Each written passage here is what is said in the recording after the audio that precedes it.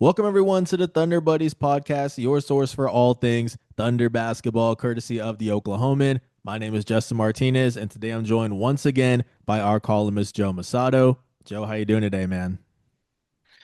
I'm better now, Justin. Because I don't have to. We don't have to watch any more Kings basketball, unless you want to. Unless you want to log into League Pass, watch some Sacramento Kings. But at least we don't have to watch them play the Thunder anymore. Yeah, I know. Crazy. 3 games in OKC's first 16 games of the season. OKC did complete the regular season sweep against Sacramento yesterday at home by a score of 113-99, extending its win streak to 7 games. It's now 15-1 on the season. Joe, it's just become a regular thing that we start off these podcasts with talking about just how dominant this team is.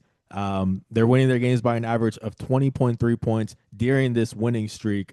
um, is there anything else to say about just how good this team has been? No, and they're. It's like they're so much better than some teams. Like on Wednesday night against the Kings. I don't think the Thunder played particularly well. I mean, Mark Daignault kind of said as much. They're missing a bunch of shots. Shea was tremendous, I thought, as a playmaker too, and he should have had a lot more assists. They had a bunch of turnovers, uncharacteristically so. They didn't really like put their foot on the Kings' throat. The Kings kind of got back in it. They inconvenienced Shea Gilgeous-Alexander by making him play in a fourth quarter. Um, and still, it's never a game that you thought was within reach for Sacramento. It's like the Thunder can play at a C or C minus and still have plenty of room for error against better teams. They can obviously step it up, but this continues to be a machine. Yeah, and especially with the injuries as well, guys are down and they're still not playing their best basketball and they're still winning games in convincing fashion. I mean, it kind of goes without saying OKC is a consensus favorite to win it all, but I thought today, now that we've hit the 1 month mark of the season, we kind of get a little updated look at some of the top contenders, the biggest threats for OKC for its second straight title. And we're just going to kind of go down the list, see which teams are real contenders and which ones are pretenders, if you're good with that. I'm good with it. Okay. Let's go ahead and just I guess starting off with the Western Conference. Oh, first of all, we should say, what are we defining as a contender? Are we saying a team that can reach the finals, the conference finals, a team that can push OKC to 6 or 7 in the series? How do you want to kind of set that up?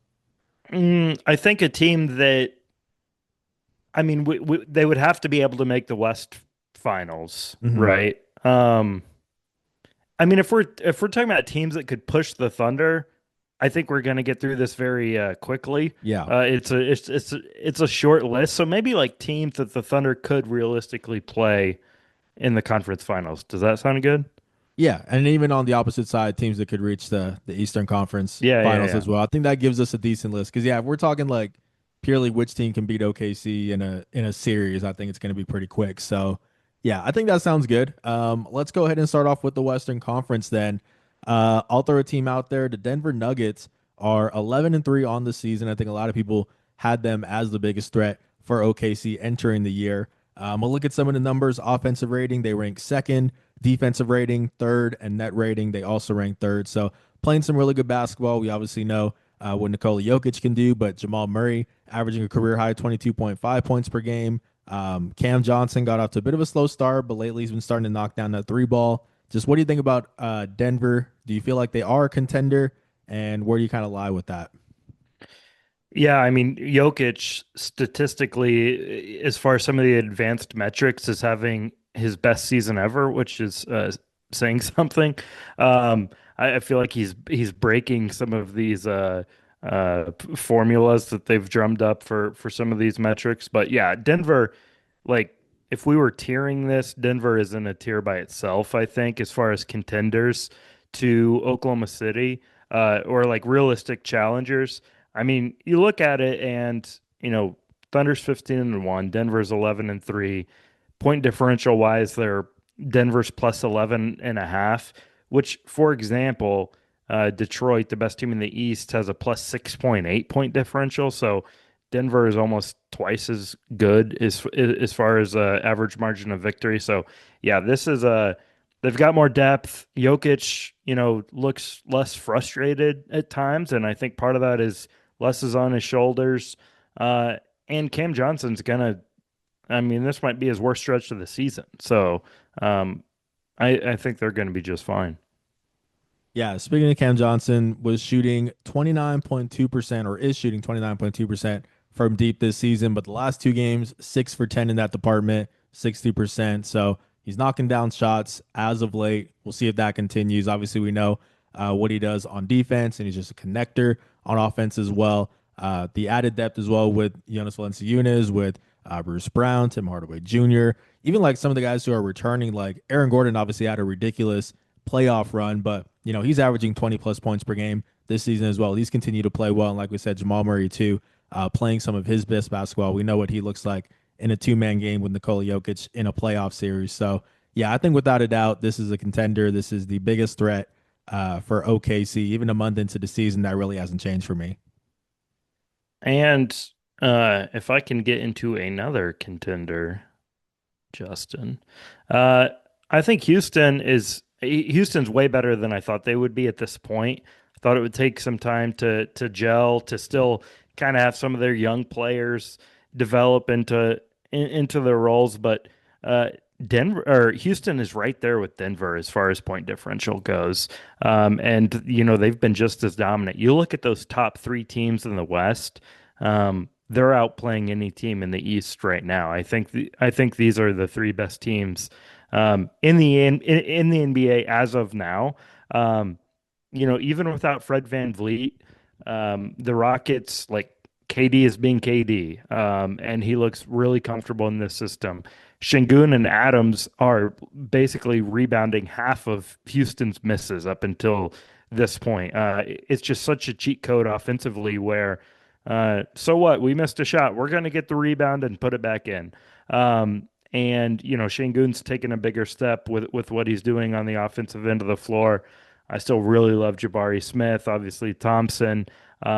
This looks like a legit team, and I just love that, when comparing them, you've kind of got the clash of styles. I mean, with Denver, everything is through Jokic. With the Thunder, obviously Shea's at the head of the attack, but they've got the young big three. In Houston, they've got this bizarro, double big tandem, and now all of a sudden Kevin Durant's out there with them. So they play different ways, but Houston would be, next on my list.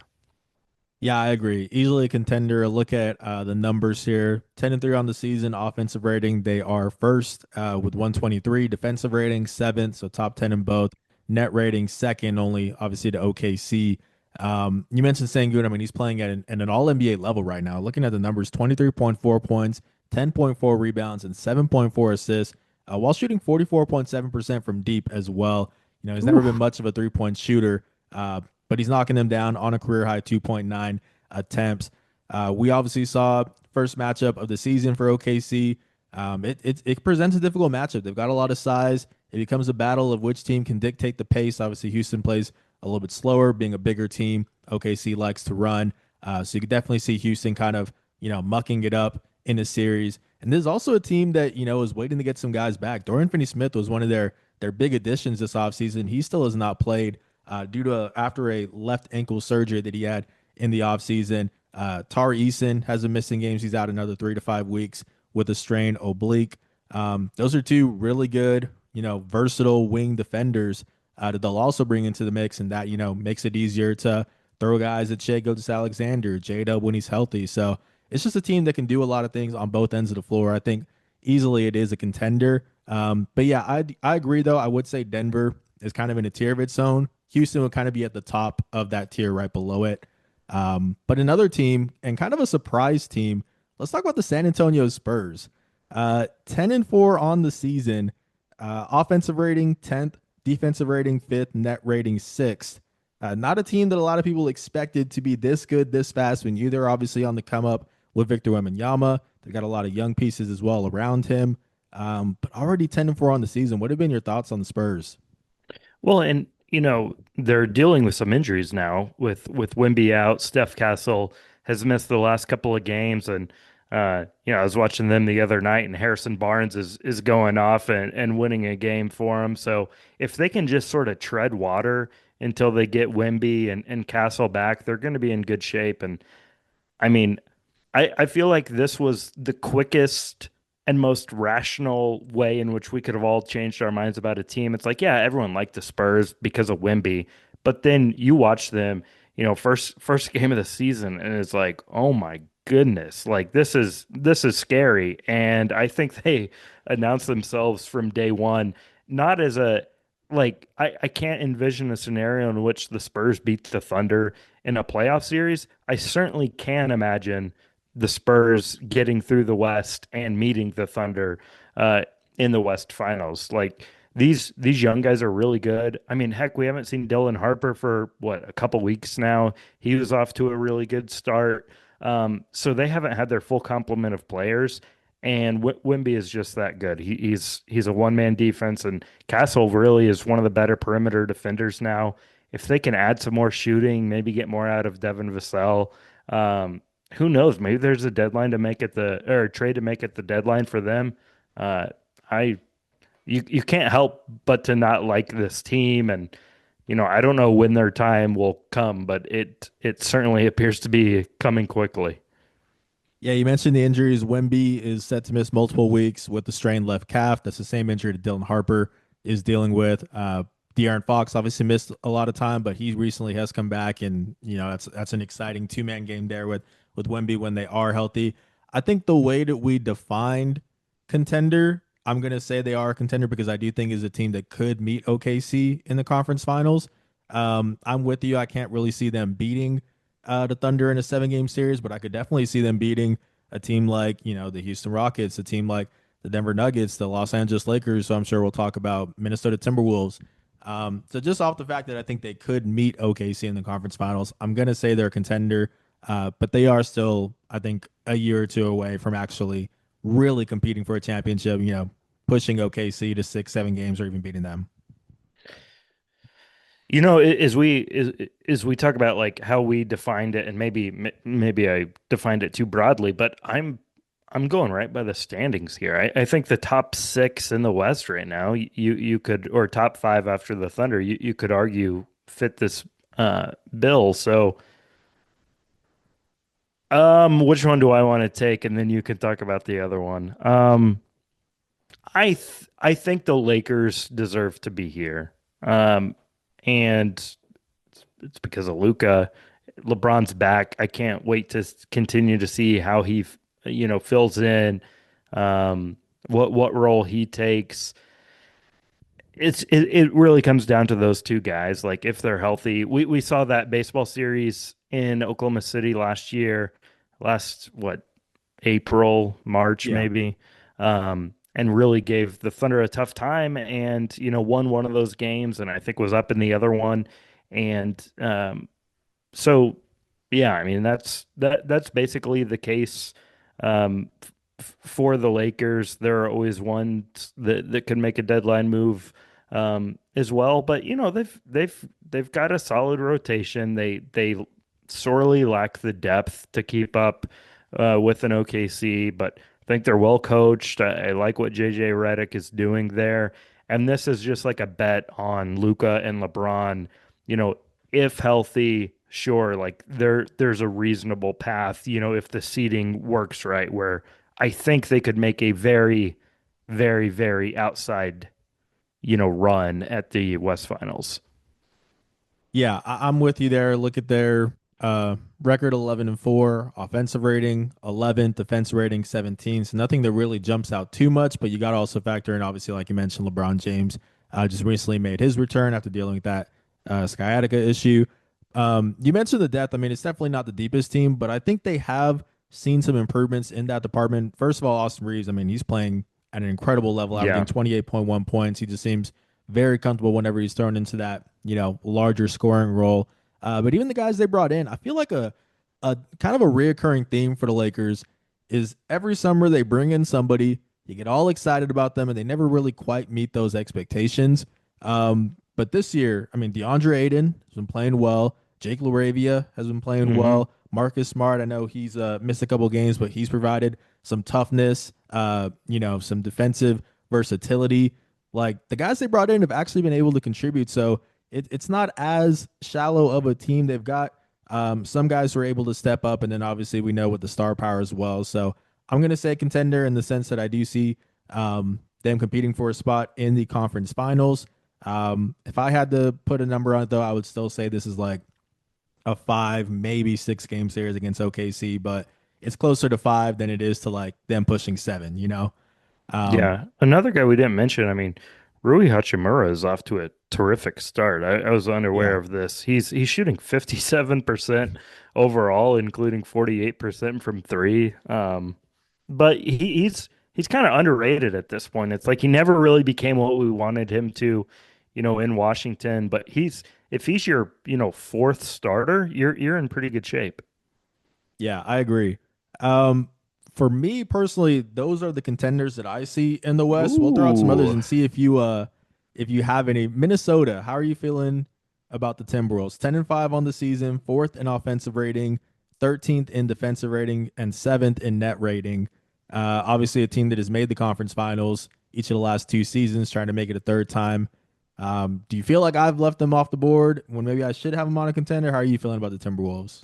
I feel like you are disrespecting the Timberwolves.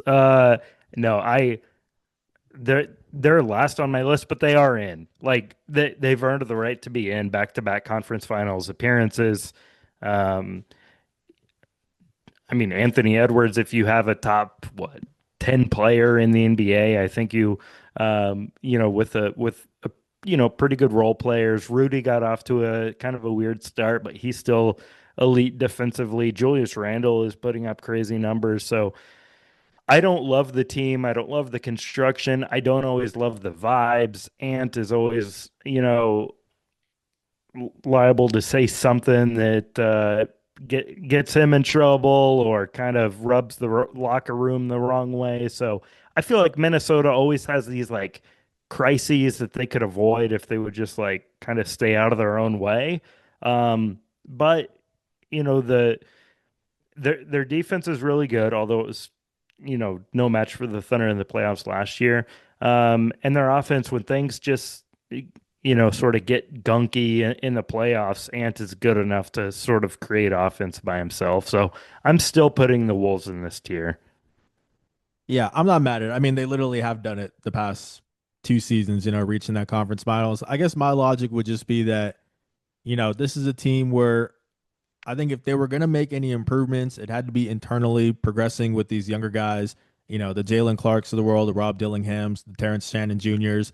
Those were the guys who I think needed to step up to replace, Nikhil Alexander Walker leaving, others as well. You got like Mike Conley, obviously regressing, getting older, Rudy Gobert. So I haven't really seen a ton of that. Those guys being able to step up and provide enough of a change to where I feel like this is a team that can be able to reach conference finals. And then you look at some of the other teams who were behind them in previous years, the Lakers, the Spurs, Rockets. Like I could see them catching up and then eventually surpassing them on that kind of tier of contenders. But they're right there on the edge, so I'm not mad at it at all.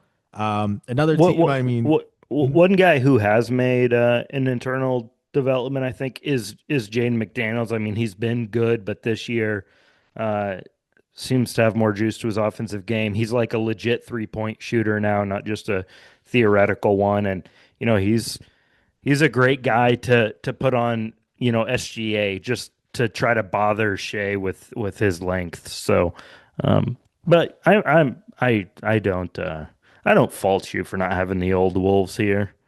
Yeah, let's move over to the Eastern Conference now, with a very interesting team, a team that I don't think a lot of people expected to be at the top of the standings. The Detroit Pistons, 13-2 on the season, 11-game winning streak, which is the best in the league right now. Offensive rating, 12th. Defensive rating, second only to OKC, obviously. This is a team where you've got obviously Kate Cunningham playing at an all NBA level, but even like Jalen Duren has taken a step. You've got like Dennis Jenkins has come out of nowhere and is playing really well. Duncan Robinson and Karis LeVert have provided some 3-point shooting. Isaiah Stewart is really just setting the tone physically.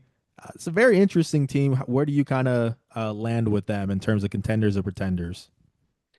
I think you have to include them now. This is a team that could certainly make the East Finals. This is a city in Detroit we could be visiting this summer, Justin, if things break right for the Pistons. Um, Starts with Cunningham. Obviously, he's incredible. He was really good last year. He's not turning the ball over as much. You mentioned Duran's leap. He might be an all-star.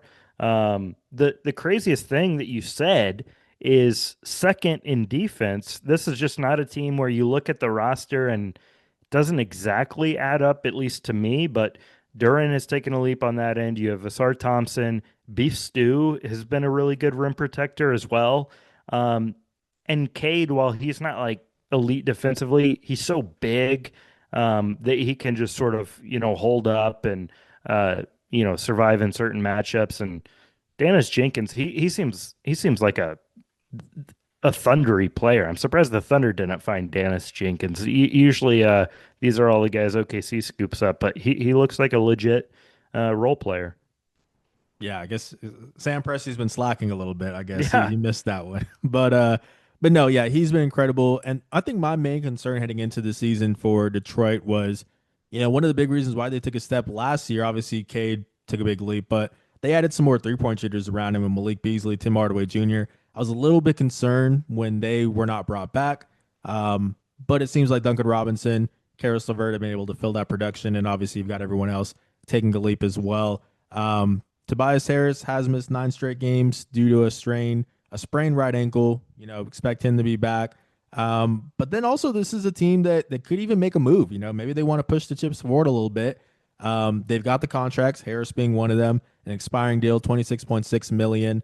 Jaden Ivey, it's kind of hard to see his place. Obviously, he struggled to stay on the floor. Maybe he's someone they move on from as well. $10.1 million on his contract should have some value as well. So maybe this is a team that can make an addition, become even more dangerous. I'm definitely going to say they're a contender in the sense that they could reach the conference finals and yeah, maybe even come out of the East entirely. But give me another team in the East that do you think is interesting? I will go with the Cleveland Cavaliers. Certainly still a contender. It's been kind of a weird season for them, and now, Darius Garland's hurt. Mitchell's been incredible, but almost like a little too good. They're relying on him too much. Um, I'm Evan Mobley is. I feel like I'm not ready to give up on him making some like superstar leap. He's already such a good player. He's an all-star. He's probably one of the 25 best players in the NBA. But I feel like every offseason it's like, oh man, what if he like makes this, seismic leap offensively and it hasn't really come. Jared Allen's been okay. I don't know. The vibes seem weird in Cleveland. They're still winning games, but they're not doing it at the historic rate that they were at the beginning of last season. But this is a team that it doesn't really matter what they do in the regular season. They have to prove themselves in the playoffs. They have not done that up to this point with this group, but maybe this is the year where it's the opposite. They're a little ho hum by their own standards in the regular season, and as long as they're healthy in the playoffs with Darius Garland out there, they're going to be a tough beat. Yeah, you mentioned Darius Garland. I think that's kind of one of the big reasons why it seems a little bit off for them. He's only played in 3 games so far. He's had a lingering left toe injury, a contusion, I think is what it is.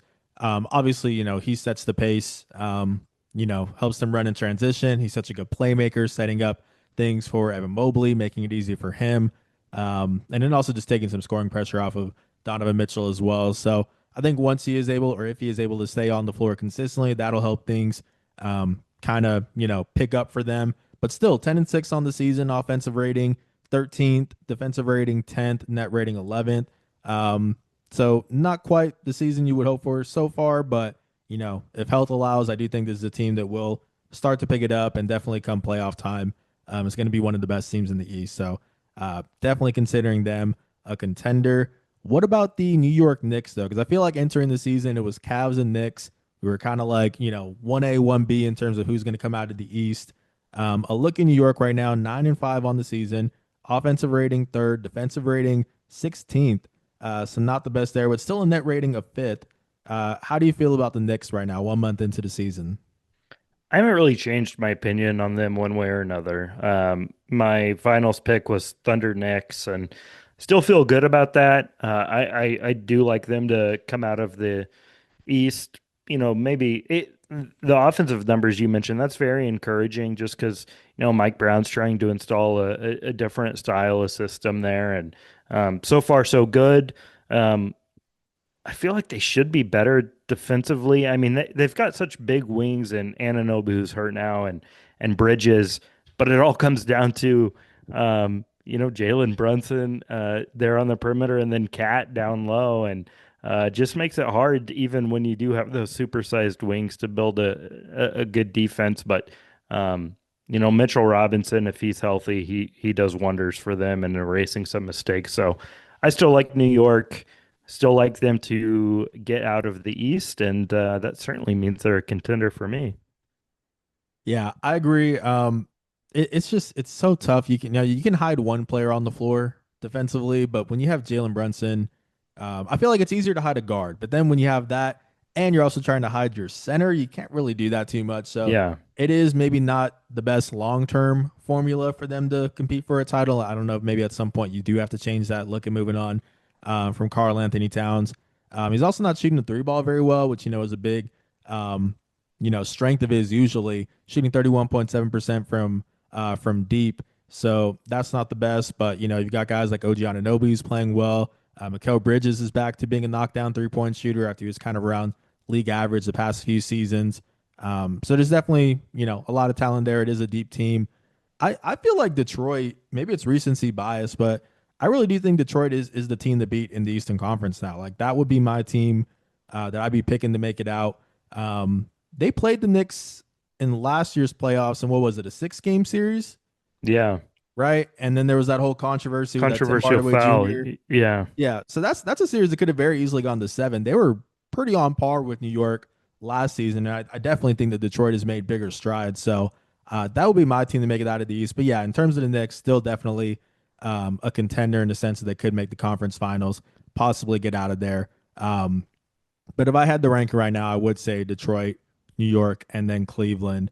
And I feel like it's a shorter list of contenders in the East, but let's say like the Orlando Magic, 8-7 on the season.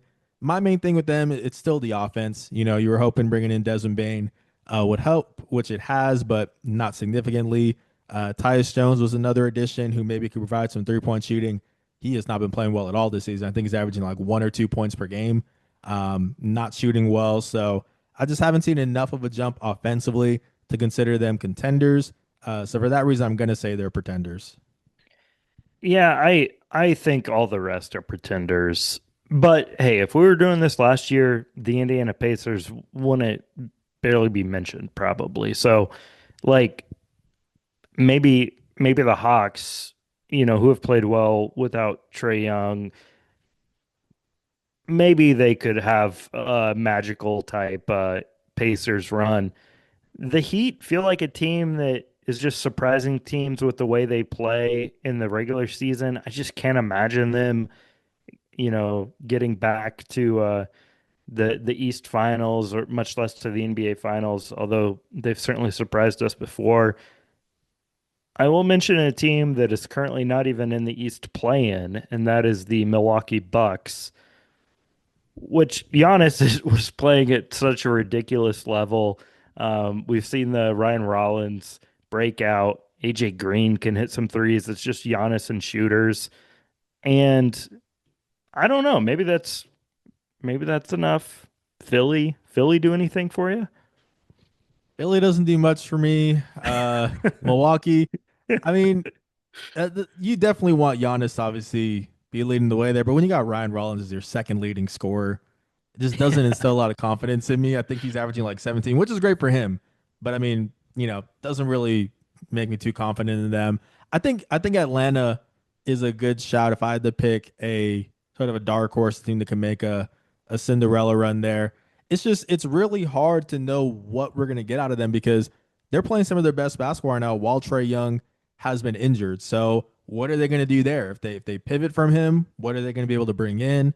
If they do bring him back, are we going to see them take a step back defensively? Obviously, we will because they've been so good defensively with them off the floor. So it's just hard to know like what that team is going to look like come playoff time.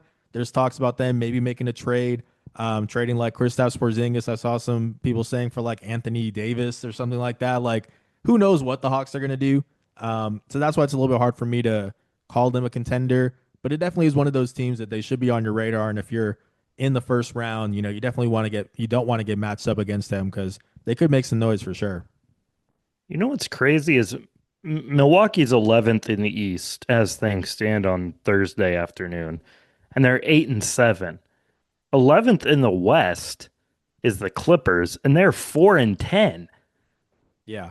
That's what we were It's saying in the last podcast. So we kept saying we were splitting up OKC into two teams. Oh, this is a playoff team in the East. yeah, But it's the West where you have the opportunity to for sneak in sure. there. It really is crazy. Um but yeah, I think in terms of the contenders, I think we pretty much have the list here. Uh I'm trying to think if we missed any teams. Like Did we talk about Golden State? I was just about to say that we did not talk about Golden State. I'm I don't know. I was really hopeful that Jonathan Kaminga would be able to, obviously there was the whole offseason situation with him. I was hopeful he would be able to start to figure out his role there, fill some gaps from them. It seems like he's starting to fall out of the rotation again. Al Horford has not been what you've expected him to be. We know what we're getting out of Steph Curry, Jimmy Butler, Draymond Green, but I just don't really see enough for them to make it past really any of these teams, not just OKC, but like I would take Houston over them in a series. I would take Denver. I would take the Spurs at this point, the Lakers. So it's just hard to picture for me to picture them making it to the conference finals. Yeah, I mean, things would have to really break right. They obviously played so well after the Butler trade last year, but it's it's another one of those, old teams. They do have some younger players who, have emerged. Like Moody's playing better this year. The Will Richard kid has been really good for them, but I don't know. I don't think I could see it because if you assume that OKC and Denver are on opposite sides of the bracket, like can Golden State really beat one of those teams to make the West Finals? I don't think so. Yeah. Although Yeah. if I put it that way, then the list is a lot shorter, but we have to talk about more than just like three teams, you know? Yeah. But even then, I could see Houston beating Denver. I could see Yeah, I could too. I wouldn't pick them, but I could see the Lakers beating Denver. Even though Jokic seems to have had their number for a very long time, but they brought in some new pieces that could instill some confidence. So I could see that, but Golden State, I would struggle to see any scenario really where they would be able to get past OKC or Denver. No, Um, no, no love to the 9-6 Phoenix Suns. Yeah, they've been playing some good basketball, but when you look at the teams they beat though, I Yeah. don't have it off the top of my head, but it's like all the bottom teams in the league. So but good for them though. Good for them. Dylan Brooks, he's one of those floor raisers, man. He sets the culture there. They're Brings playing some hard. yeah, Shout brings out to some them. toughness. And Jalen Green's been out as well, so he hasn't Yeah. even been able to play much, and they're still 9-6, so that's cool.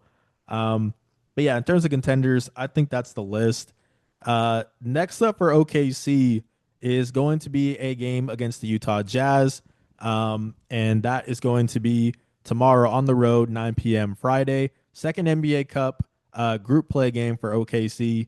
I'll look at the NBA Cup standings real quick. Minnesota is first in this group at 2-0 with a point differential of 54. But OKC has obviously only played its one game. It's 1-0 with a point differential of 31. So that's something to watch tomorrow. I will not be making the trip for that one. I'm skipping the one off in Utah. But we will have coverage from home, obviously. So make sure to stay tuned for that. Joe, any words of wisdom as we get out of here? No, I'm not very wise. But looking at the schedule, next Wednesday, ESPN game, a cup game against the Wolves, that's the one that stands out when you look at these next several games. Yeah, another reason to see the court and the uniforms as well, which by the way look really good. This recent game against Sacramento, that might be my favorite City Edition uniform. I was kind of like, or for OKC, I was kind of like going back and forth with the other iteration of it, just the lighter colorways, the same Yeah. like pattern and everything, but it just looks so good, especially with that court. That court is looks even better in person. I'm a really big fan of it. What do you think? It's my favorite court the Thunder's ever had. And I know they've only had, this is their third or fourth alternate court. Hmm. Um, I just love like the two-tone wood grain and you don't see like the that like darker wood stain anymore really. I feel like all these courts are pretty light. That's the modern way and I like it, but it's like that's like old school, like almost walking into an old high school gym and you see that old oily wood. That's what it reminded me of, and the design is cool. They perfectly match the jerseys. I was a big fan. Yeah, I saw some people saying that they wish that OKC would actually just rebrand and have Hmm. that be their look. I don't know if you just have like a different colorway for that uniform pattern. Um, I don't think it's gonna happen, I Justin. don't. Yeah, I think it's cool to break it out. You know, they've had a lot of great alternate uniforms. But I'm really not bad at the current ones that they have. I think it's a clean look. So, yeah, I don't see that happening anytime soon either. Yeah, just make it. This is a oxymoron, but like a permanent alternate. Hmm. Like the Heat have brought back the Miami Vice uniforms, and this is the second time the Thunder's brought this design back. Maybe you keep the essence of the design, but maybe change the colors or something like that. Because everyone seems to really love these uniforms. I already saw so many of these jerseys just at the arena Hmm. yesterday, and if anyone ever asks why there's so many jerseys, that is the reason why, because the people will buy them. Yeah, there you go. Well, that is all that we have for this one. Thank you everybody for listening. Joe, thank you for taking the time to be on once again. I know I had you waiting for a little bit. It's just been a busy past couple days, but I appreciate it. And we will see you guys next time. Thank you.